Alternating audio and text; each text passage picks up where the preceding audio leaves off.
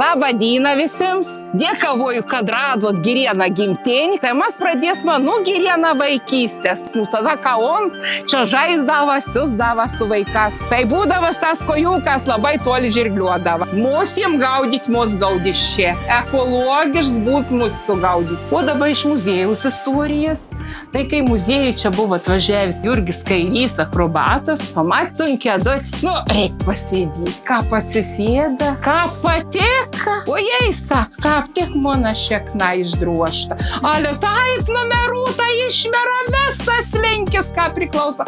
Ta su ta kėdotė po visą muziejų vaikščiojo. Sako, nors atsisėdėsiu ant Girėno vaikystės kėdės. Čia į lėktuvą imituoklis. Čia ir parasparnis simuliatorius. Tai turime patį didžiausią modelį lituanikos pasaulyje. Be galo graži lituanikos istorija.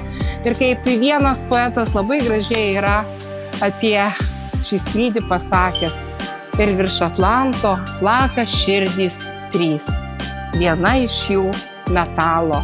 Tai lituanikos širdis.